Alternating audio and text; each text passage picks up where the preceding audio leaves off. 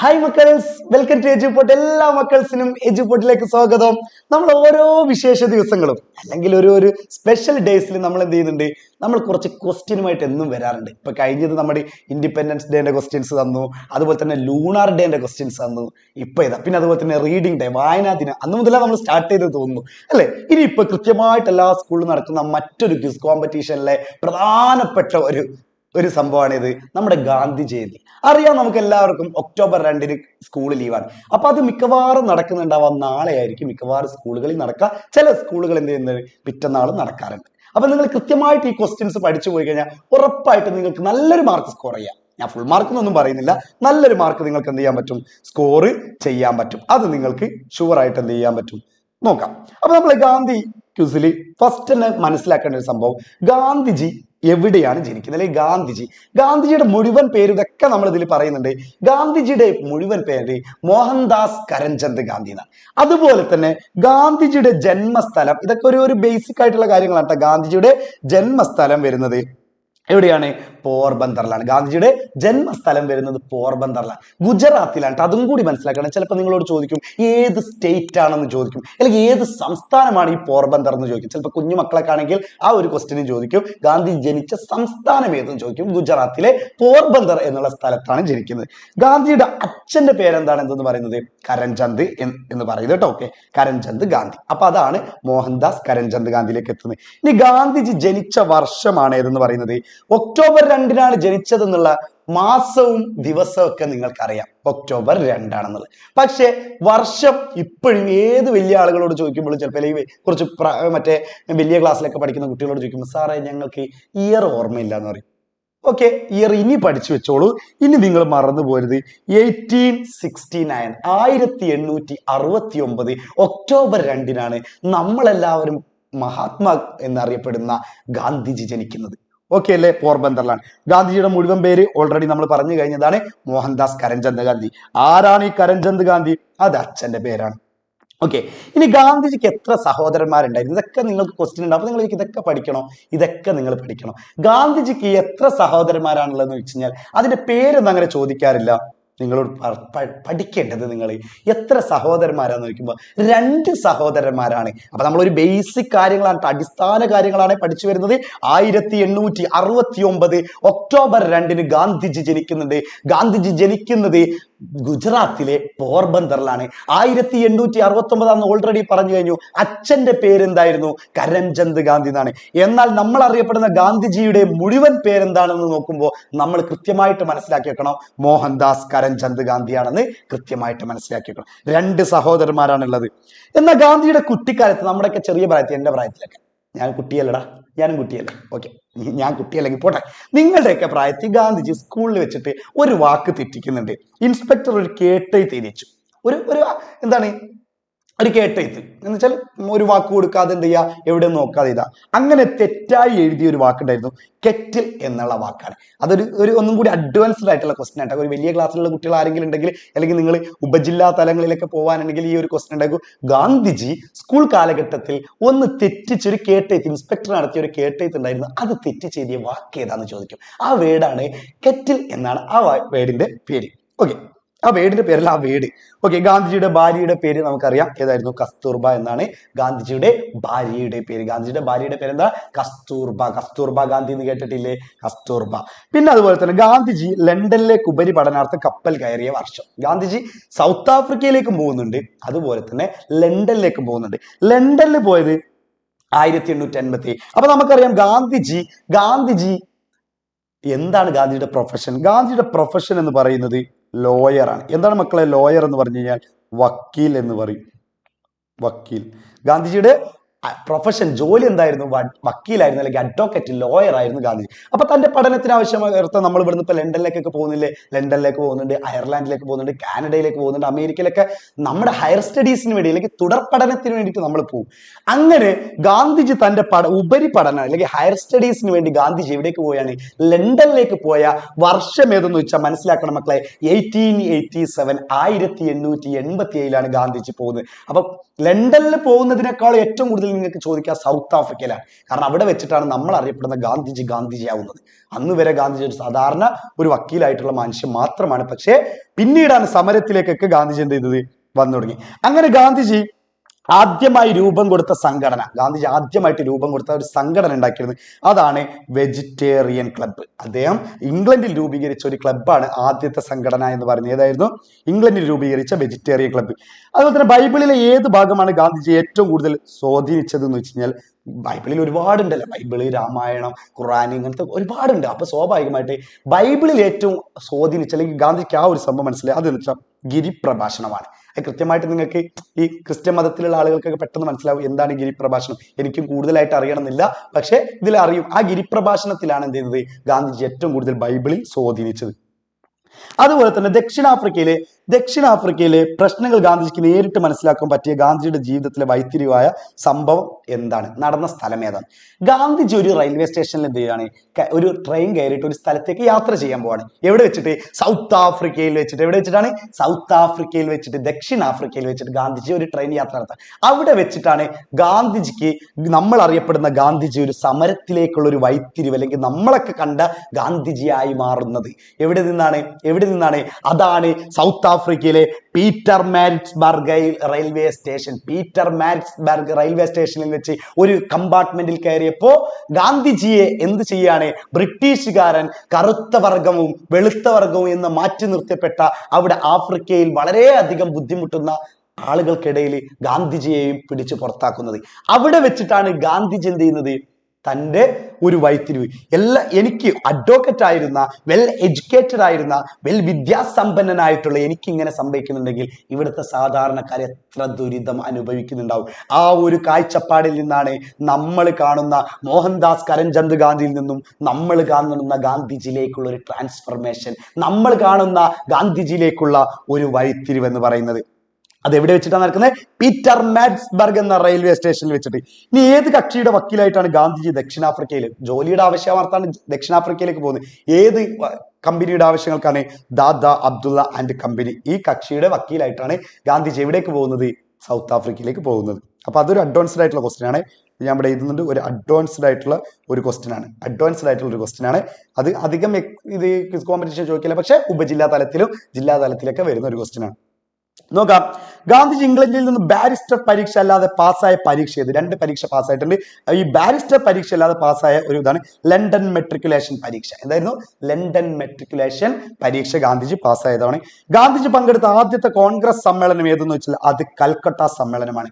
1901 പങ്കെടുത്ത ഒരു സമ്മേളനമാണ് ഏതെന്ന് പറയുന്നത്? കൽക്കട്ട സമ്മേളനമാണ് ഗാന്ധിജി ആദ്യമായിട്ട് പങ്കെടുക്കുന്ന കോൺഗ്രസ് സമ്മേളനം. കോൺഗ്രസ് സമ്മേളനം ഏതായിരുന്നു? കൽക്കട്ട സമ്മേളനമാണ്. ഗാന്ധിജിയുടെ ജീവിതത്തിൽ ആദ്യത്തെ ജയിൽ ശിക്ഷ എവിടുന്നാണ്? ജോഹന്നാസ്ബർഗ്, അതും ദക്ഷിണാഫ്രിക്കയിൽ നിന്ന്. കാരണം പിന്നെ ഗാന്ധിജി അവിടെ ഫുൾ ടൈം സമരത്തിലായി. ഗാന്ധിജി എന്തായി? ഫുൾ ടൈം സമരത്തിലാവാൻ തുടങ്ങി. കാരണം ഗാന്ധിജി ഇറക്കി വിട്ടിരുന്നു. അത് ഗാന്ധിജിക്ക് വേണ്ടിയിട്ടല്ല. ഗാന്ധിജിക്ക് മനസ്സിലായി, വെൽ എഡ്യൂക്കേറ്റഡ് ആയി ഇങ്ങനെ ഇവിടുന്ന് പുറത്തേക്ക് വലിച്ചെറിഞ്ഞിട്ടുണ്ടെങ്കിൽ സാധാരണക്കാർ എത്രത്തോളം ദുരിതം അനുഭവിക്കുന്നുണ്ടാവും. തുടങ്ങി സമരം. അങ്ങനെ ഗാന്ധിജിയെ ആദ്യത്തെ ജയിൽ ശിക്ഷ അനുഭവിക്കുന്നത് ജോഹന്നാസ്ബർഗിലെ ദക്ഷിണാഫ്രിക്കയിൽ വെച്ചിട്ടാണ്. ദക്ഷിണാഫ്രിക്കയിലെ ജോഹന്നാസ്ബർഗിൽ വെച്ചിട്ട്. അങ്ങോട്ടും ഇങ്ങോട്ട് മാറിപ്പോയത്. പിന്നെ ഗാന്ധിജി ദക്ഷിണാഫ്രിക്കയിൽ ആരംഭിച്ച പത്രത്തിന്റെ പേര് ഇന്ത്യൻ ഒപ്പീനിയൻ എന്നുള്ളതാണ്. ഗാന്ധിജി ദക്ഷിണാഫ്രിക്കയിൽ ഒരു പത്രം നടത്തിയിരുന്നു, അതാണ് ഇന്ത്യൻ ഒപ്പീനിയൻ. ഗാന്ധിജി ഇന്ത്യയിൽ സ്ഥാപിച്ച ആദ്യത്തെ ആശ്രമം ഏതാണ്? ഗാന്ധിജി ഇന്ത്യയിൽ സ്ഥാപിച്ച ആദ്യത്തെ ആശ്രമം ഏതാണെന്ന് വെച്ചാൽ അത് സബർമതി ആശ്രമമാണ്. ഏതായിരുന്നു? സബർമതി ആശ്രമമാണ് ആദ്യത്തെ ആശ്രമം. അഹമ്മദാബാദ്. പിന്നെ ഗാന്ധിജി ഇവിടെ എന്ത് ചെയ്തിട്ടുണ്ട്? കുറെ പ്രാദേശിക സമരങ്ങൾ നടത്തിയിരുന്നു. ഗാന്ധിജി ഇവിടെ വന്നപ്പോൾ കുറെ സമരങ്ങൾ നടത്തിയിരുന്നു. സമരങ്ങൾ പെട്ടെന്ന് ഗാന്ധിജി ഇന്ത്യയിലേക്ക് തിരിച്ചു വരികയാണ്. ഇന്ത്യയിലേക്ക് തിരിച്ചു വന്നിട്ട് സമരങ്ങളിൽ ഏർപ്പെടുകയാണ്. അങ്ങനെ നടത്തിയ സമരമാണ് 1917 ഇവിടെ എഴുതുന്നുണ്ട്. 1917 നടത്തിയൊരു സമരമാണ് ചമ്പാരനിലെ നീലം കർഷകരുടെ സമരം. അത് ബീഹാറിലാണ് നടക്കുന്നത്. എവിടെയായിരുന്നു? ബീഹാറിലാണ് ഏത് നടക്കുന്നത്? നീലം കർഷകരുടെ സമരം നടക്കുന്നത്. 1918 അടുത്ത പ്രാദേശിക സമരമാണ് തുണിമിൽ സമരം. ഏതായിരുന്നു? തുണിമിൽ സമരം. അത് നടക്കുന്നത് ഗുജറാത്തിലായിരുന്നു. ഗുജറാത്തിലായിരുന്നു അത് നടക്കുന്നത്. അടുത്തതായിരുന്നു അതേ വർഷം തന്നെ 1918 തന്നെ കേഡയിലെ കർഷക സമരം നടക്കുന്നത്. ഇതായിരുന്നു ഗാന്ധിജിയുടെ ആദ്യകാല സമരങ്ങൾ. അത് എവിടെ തന്നെയാണ്? ഗുജറാത്തിൽ തന്നെയാണ് നടക്കുന്നത്. അത് എവിടെ തന്നെ നടക്കുന്നത്? സെയിം സ്ഥലത്ത് തന്നെയാണ്, ഗുജറാത്തിൽ തന്നെയാണ് നടക്കുന്നത്. അപ്പൊ ചോദിച്ചത് അഹമ്മദാബാദിലെ തുണിമിൽ സമരം നടന്നത്, മക്കളെ നോക്കിക്ക് ഏത് വർഷമാണ്? 1918. ആൻസർ കണ്ടോ? 1918 എന്ത് നടക്കുന്നത്? അഹമ്മദാബാദിലെ തുണിമിൽ സമരം നടന്നത്. അതെന്തായിരുന്നു കാരണം എന്നറിയാം മക്കളെ? ഒരു അസുഖം വന്നിരുന്നു അവിടെ, പ്ലേഗ് എന്നുള്ള അസുഖം. അങ്ങനെ ആ അസുഖത്തിൽ ആരും പണിക്ക് പോകാതെ ഇപ്പൊ ബ്രിട്ടീഷുകാർ ഒരു സംഭവം ഇറക്കി, ഇപ്പം വരുന്ന ആളുകൾക്ക് ഡബിൾ കൂലി തരാന്ന് പറഞ്ഞു, പൈസ ഡബിൾ തരാന്ന് പറഞ്ഞു, കൂട്ടിത്തരാന്ന് പറഞ്ഞു. എന്നിട്ട് അസുഖം നിന്ന് കഴിഞ്ഞപ്പോൾ അത് അങ്ങോട്ട് സ്റ്റോപ്പ് ചെയ്തു. അതായിരുന്നു പ്രശ്നം. പിന്നെ ഗാന്ധിജി എഴുതിയ പ്രസിദ്ധീകരിച്ച ആദ്യത്തെ പുസ്തകം ഏതാ? ഹിന്ദ് സ്വരാജ് അല്ലെങ്കിൽ Indian home rule. Hind Swaraj എന്ന് പഠിച്ചാൽ മതി കേട്ടാ. ഹിന്ദ് സ്വരാജ് അല്ലെങ്കിൽ ഇന്ത്യൻ ഹോം റൂൾ, ഇതായിരുന്നു ഗാന്ധിജിയുടെ ആദ്യത്തെ പുസ്തകം എന്ന് പറഞ്ഞത്. ഇനി ഗാന്ധി ദക്ഷിണാഫ്രിക്കയിലെ സത്യാഗ്രഹ സമരത്തിന് ശേഷം ഇന്ത്യയിൽ എത്തിയ വർഷം, അവിടുത്തെ സമരങ്ങളൊക്കെ കഴിഞ്ഞ് ഇന്ത്യയിൽ എത്തിയ വർഷം 1915. പിന്നെ പൂർണ്ണമായിട്ട് ദക്ഷിണാഫ്രിക്ക ഉപേക്ഷിച്ചിട്ട് എവിടെയൊക്കെ വരാണ്? ഇന്ത്യയിലെ സമരത്തിൽ മാത്രം ഒത്തുകൂടുകയാണ്. 1915 എന്ത് ചെയ്യുന്നത്? ഗാന്ധിജി സമരം നടത്തി. ഗാന്ധിജിയുടെ തന്റെ രാഷ്ട്രീയ ഗുരുവായി കണ്ട വ്യക്തി ആരാണ്? അത് ഗോപാലകൃഷ്ണ ഗോഖലെ. അതെന്തായാലും ഇമ്പോർട്ടന്റ് ആണ്. അതൊരു ഇമ്പോർട്ടന്റ് ക്വസ്റ്റ്യൻ ആണ് ഏതെന്ന് പറയുന്നത്. നമ്മൾ മനസ്സിലാക്കണം. ഞാൻ ഇങ്ങനെ സിമ്പിൾ ഇട്ട് നന്നായിട്ട് പഠിച്ചോളാം. ഗാന്ധിജിയുടെ രാഷ്ട്രീയ ഗുരു ആരാണെന്ന് ചോദിച്ചാൽ അത് ആരാണ് പറയേണ്ടത്? അത് നമ്മുടെ ഗോപാലകൃഷ്ണ ഗോഖലെ ആയിരുന്നു. ഗോപാലകൃഷ്ണ ഗോഖലെ. ഗാന്ധിജിയുടെ ആത്മകഥ ആദ്യമായി ഇംഗ്ലീഷിൽ പ്രസിദ്ധീകരിച്ച വർഷം, ആത്മകഥ ഏതാ? Young India. 1927. ഏതായിരുന്നു ഇംഗ്ലീഷിൽ ഉണ്ടാക്കിയത്? Young India. ഗാന്ധിജിയുടെ ആത്മകഥയുടെ പേരെന്താണ്? എന്റെ സത്യാന്വേഷണ പരീക്ഷണ കഥ. എന്റെ സത്യാന്വേഷണ പരീക്ഷണ കഥ. ഓക്കെ അല്ലേ? ഇനി ഗാന്ധിജി ദക്ഷിണാഫ്രിക്കയിൽ സ്ഥാപിച്ച രണ്ടാമത്തെ ആശ്രമം, ഇവിടെ സബർമതി ആശ്രമം വേറെ ഉണ്ട്. ടോൾസ്റ്റോയ് ഫാം എന്നുള്ളത് എവിടെ ഉണ്ടായി? ദക്ഷിണാഫ്രിക്കയിൽ ഉണ്ടാക്കിയ ഒരു ആശ്രമമായിരുന്നു. ആരുടെ ആയിരുന്നു? ഗാന്ധിജിയുടെ രണ്ടാമത്തെ ആശ്രമമാണ് ടോൾസ്റ്റോയ് ഫാം. ഗാന്ധിജി ഇന്ത്യയിൽ നടത്തിയ ആദ്യത്തെ സത്യാഗ്രഹ സമരം, മക്കളെ നമ്മളിവിടെ ഒരു ലിസ്റ്റ് ചെയ്ത് തന്നില്ല, കണ്ടോ? ആദ്യത്തേതാ? നീലം കർഷകരുടെ സമരം. ചമ്പാരനിലെ നീലം കർഷകരുടെ സമരം കണ്ടോ? ഏതാണ്? ചമ്പാരൻ സത്യാഗ്രഹം. ചമ്പാരനിലെ നീലം കർഷകരുടെ സമരമായിരുന്നു ഗാന്ധിജി ഇന്ത്യയിൽ നടത്തിയ ആദ്യത്തെ സമരം എന്ന് പറയുന്നത്. ഗാന്ധിയുടെ ആത്മകഥ ആദ്യമായി പ്രസിദ്ധീകരിച്ച വാരികകൾ ഏതായിരുന്നു? Young India, Navajeevan. ഇവരായിരുന്നു ആദ്യമായി പ്രസിദ്ധീകരിച്ചത്. ഈ ഗാന്ധിജി ഇന്ത്യൻ നാഷണൽ കോൺഗ്രസിന്റെ നേതൃത്വം ഏറ്റെടുത്ത വർഷം 1920. അതുവരെ ഗാന്ധിജി ഇന്ത്യൻ നാഷണൽ കോൺഗ്രസിൽ ഉണ്ടായിരുന്നു, പക്ഷെ നേതൃത്വം എന്ത് ചെയ്തിട്ടില്ല? ഏറ്റെടുത്തിട്ടില്ല. 1920 ഗാന്ധിജി എന്ത് ചെയ്യുന്നത്? ഇന്ത്യൻ നാഷണൽ കോൺഗ്രസിന്റെ നേതൃത്വം ഏറ്റെടുക്കുന്നത്. വൈക്കം സത്യാഗ്രഹം. ഗാന്ധിജി കേരളത്തിൽ വന്നിരുന്നു. ഗാന്ധിജി ഒന്ന് ഖിലാഫത്ത് പ്രസ്ഥാനവുമായിട്ടാണ് വന്നത്. പിന്നെ വന്നത് ഖിലാഫത്ത് പ്രസ്ഥാനത്തിന്റെ നേതാക്കന്മാർ മറന്നുപോകരുത്, അലി സഹോദരന്മാർ എന്നറിയപ്പെടും, മൗലാന മുഹമ്മദ് അലിയും മൗലാന ഷൗക്കത്ത് അലിയും. അതേപോലെ തന്നെ ഗാന്ധിജി പിന്നെ വൈക്കം സത്യാഗ്രഹത്തിന് ഇവിടെ വന്നിരുന്നു. അതുകൊണ്ട് തന്നെ വൈക്കം സത്യാഗ്രഹം ആരംഭിച്ച വർഷം 1924. എന്തെന്ന് വെച്ച് കഴിഞ്ഞാൽ ക്ഷേത്രങ്ങളിൽ താഴ്ന്ന ജാതികൾക്ക് എന്ത് ചെയ്യുക? കയറാൻ പറ്റുക, ആ ഭാഗത്തു കൂടെ ഒക്കെ, ആ പരിസരത്തു കൂടെ ഒക്കെ സഞ്ചരിക്കുക. അതായിരുന്നു അതിന്റെ കാരണം. ഗാന്ധിജിയെ സ്വാധീനിച്ച റഷ്യൻ ചിന്തകന്റെ പേര് ചെയ്തു. ഗാന്ധിജിയെ കണ്ടിട്ട് പുറത്തുള്ള ആളുകളൊക്കെ റോൾ മോഡൽ ആക്കിയിട്ടുണ്ട്. ഗാന്ധിജിയെ പറ്റിയിട്ട് ഒരു റോൾ മോഡൽ ആക്കിയിട്ടുണ്ട്. അങ്ങനെ റോൾ മോഡൽ ആക്കിയ റഷ്യൻ ചിന്തകന്റെ പേരാണ് ലിയോ ടോൾസ്റ്റോയ്. ലിയോ ടോൾസ്റ്റോയ്ക്ക് ഗാന്ധിജിയെ ഭയങ്കര ഇഷ്ടമായിരുന്നു. ഗാന്ധിജിയെ സ്വാധീനിച്ചു എന്നാണ് അദ്ദേഹം പറയുന്നത്. അടുത്തൊരു ക്വസ്റ്റ്യൻ, ചമ്പാരൻ സത്യാഗ്രഹത്തിലൂടെ ഇന്ത്യൻ രാഷ്ട്രീയ രംഗത്ത് കടന്നു വന്ന വ്യക്തി. ചമ്പാരൻ സത്യാഗ്രഹത്തിലൂടെ വന്നതാണ് ഡോക്ടർ രാജേന്ദ്ര പ്രസാദ്. അങ്ങനെയാണ് കടന്നു വരുന്നത്. കാരണം ഗാന്ധിജിയുടെ ഐഡിയോളജി, ആശയങ്ങള്, ഗാന്ധിജിയുടെ സമരരീതി നമ്മൾ കേട്ടിട്ടില്ലേ? ഈ കവിള് തടിച്ചാൽ മറു കവിള് കാണിച്ചു കൊടുക്കുന്ന വ്യക്തിയാണ് ഗാന്ധിജി. അതിന്റെ അർത്ഥം എന്താ? കവിള് ഇങ്ങനെ കാണിച്ചു കൊടുക്കാൻ നിൽക്കലാണ്? അല്ല.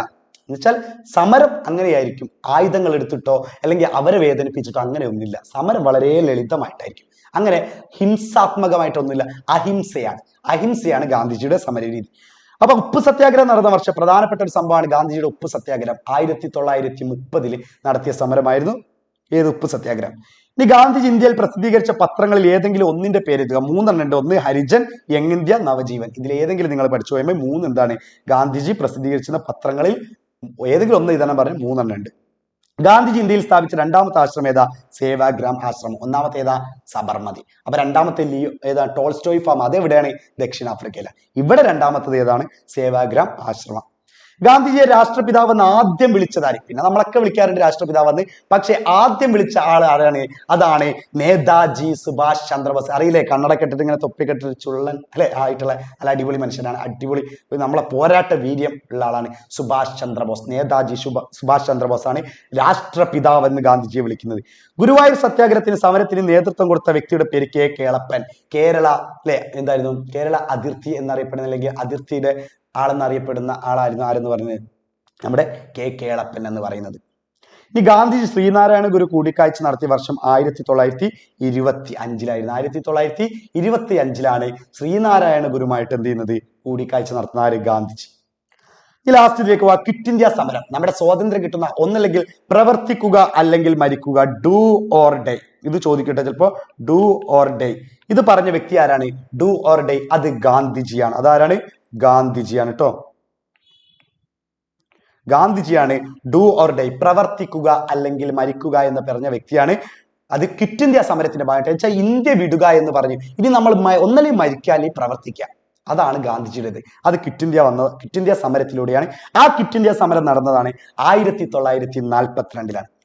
അതുപോലെ തന്നെ മക്കളെ, നിങ്ങൾക്ക് ഇതേപോലത്തെ ക്വസ്റ്റ്യൻസ് അതുപോലെ തന്നെ നമ്മളെ കാര്യങ്ങളൊക്കെ അറിയാണ്ടെങ്കിൽ നമ്മുടെ വാട്സപ്പ് കമ്മ്യൂണിറ്റി ജോയിൻ ചെയ്യണം. അത് നമ്മുടെ എവിടെ ഉണ്ടായിരിക്കും, വാട്സപ്പ് കമന്റ് ബോക്സിൽ നിങ്ങൾക്ക് ഒരു ലിങ്ക് ഉണ്ടാവും. ആ ലിങ്കിൽ ക്ലിക്ക് ചെയ്താൽ നമുക്ക് എവിടെ എത്താൻ പറ്റും, നമ്മുടെ വാട്സപ്പ് കമ്മ്യൂണിറ്റി ഗ്രൂപ്പിലേക്ക് എത്താൻ പറ്റും. അതുപോലെ തന്നെ സബ്സ്ക്രൈബ് ചെയ്യാത്തവരുണ്ടെങ്കിൽ ഒന്ന് എന്ത് ചെയ്യുക, സബ്സ്ക്രൈബ് ചെയ്യട്ടെ. ഒന്ന് എന്ത് ചെയ്യുക, നിങ്ങൾ സബ്സ്ക്രൈബ് ചെയ്ത് കൊടുക്കാം. ഓക്കെ. ഇനി അന്തരീക്ഷ അയൽക്കൂട്ട പ്രസ്ഥാനത്തിന് രൂപം കൊടുത്ത ഗാന്ധിയൻ ആരായിരുന്നു, അത് ഡി പങ്കജാക്ഷക്കുറിപ്പ്. പിന്നെ ഗാന്ധിജി വെടിയേറ്റ് മരിച്ച സമയം വൈകുന്നേരം 5:17. അറിയാലോ ആരാണ് വെടിവെച്ചത്, നാഥുറാം വിനായക് ഗോഡ്സെ എന്നുള്ള വ്യക്തിയാണ് ആരെ വെടിവെച്ചത്, നമ്മുടെ ഗാന്ധിജിയെ വെടിവെച്ച് കൊന്നത്. 5:17 ഗാന്ധിജി വെടിയേറ്റ് മരിക്കുന്നത്. മരിച്ച ദിവസം എന്നാണ്, ജനുവരി 30. 1948 1948 ജനുവരി 30 ഗാന്ധിജി എന്ത് ചെയ്യുന്നത്, മരിക്കുന്നത്. ഇതോടുകൂടി ഗാന്ധി ജയന്തി ക്വിസ് കഴിഞ്ഞു, അല്ലെങ്കിൽ ഇതിലെ പ്രധാനപ്പെട്ട ചോദ്യങ്ങൾ കഴിഞ്ഞു. ഇനി മക്കൾ മനസ്സിലാക്കേണ്ടത്, ഇതേപോലത്തെ ക്വിസ് കോമ്പറ്റീഷനും കാര്യങ്ങളൊക്കെ വരുമ്പോൾ അല്ലെങ്കിൽ പുതിയ അറിയിപ്പുകളൊക്കെ കിട്ടണമെങ്കിൽ ചാനൽ ഒന്ന് സബ്സ്ക്രൈബ് ചെയ്യുക, കമ്മ്യൂണിറ്റിയിൽ ജോയിൻ ചെയ്യുക, ഒന്ന് വീഡിയോക്ക് ലൈക്ക് ചെയ്യുക, ഷെയർ ചെയ്യുക. ഹാപ്പി ആയിട്ട് എല്ലാവർക്കും നല്ല മാർക്ക് കിട്ടിയിട്ട് 1, 2, 3 സ്ഥാനങ്ങളിൽ എൻ്റെ പ്രിയപ്പെട്ട മക്കൾ തന്നെ ഉണ്ടാവട്ടെ എന്ന് ആശംസിക്കുന്നു. അപ്പോൾ all the best. Bye bye.